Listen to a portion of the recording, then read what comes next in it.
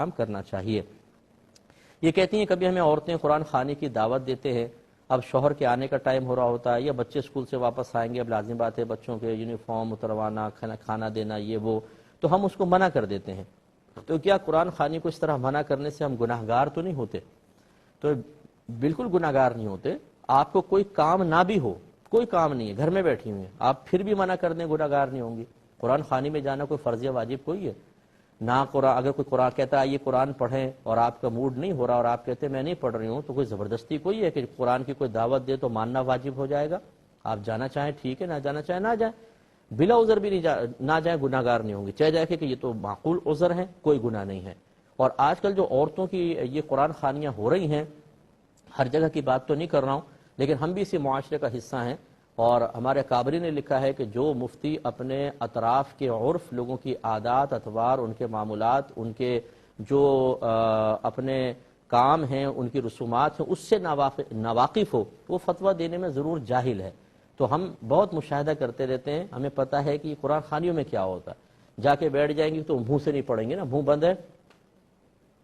حالانکہ قراءت کا ثواب اسی وقت ملے گا جو قرآن پڑھنے کا ثواب ہے، کہ اتنی آواز سے پڑھیں کہ آپ کے کان سنیں۔ ایک بات اچھی طرح یاد رکھیے گا، یہ دل میں پڑھنے کا ثواب ہے، لیکن جو حدیثوں میں قراءت کا ثواب ہے وہ اس وقت ملے گا جب آپ آواز سے پڑھیں گی۔ اچھا، دوسری بات یہ ہے، بیچ میں تمہارا شوہر کیا کر رہا ہے، تمہاری ساس کیا کر رہی ہے، وہ بیچ میں باتیں شروع ہو جائیں گی۔ اچھا، پھر یہ کریں گی ایک نے جلدی پڑھ لیا تو ذرا میرے ساتھ مل جاؤ، پھر ایک صفحہ وہ پڑھ رہی ہے، دوسرے صفحہ یہ پڑھ رہی ہے۔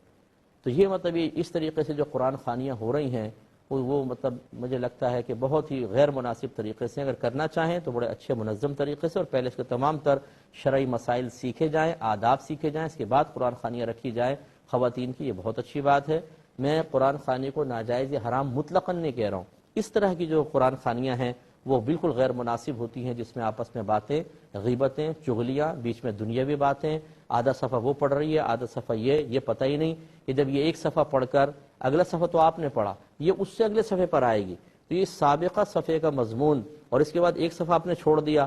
اگلا مضمون جب ملے گا تو معانی مفہوم اگر خدا نخواستہ غلط اٹیچ ہو گئے، جسے فرض کر لیں صفحے کے آخر میں تھا جو ایمان لایا، اب آپ نے یوں پلٹا، اب یہاں تو کافر کا ذکر چل رہا تھا، آپ نے پلٹ دیا، وہ جہنم میں جائے گا، یہ مفہوم آپ نے بنایا، اب قابل گرفت ہو گئی، پتہ تو ہے ہی نہیں کہ مفہوم کیا ہوتا ہے۔ اس لیے ترتیب سے قرآن پڑھنا چاہیے، چھوڑ کے یہ نہیں کہ آیت یہاں سے پڑھی پھر دوسری آیت اس کے ساتھ ملا لی تو ہو سکتا ہے مفہوم غلط ہو جائے۔ یہ تمام چیزیں پیش نظر رکھنی چاہیے، تو کوئی بہن ناراض بھی نہ ہو۔ قرآن خوانی آپ ضرور رکھیں، لیکن پہلے آداب اور احترام اچھی طرح سیکھیں۔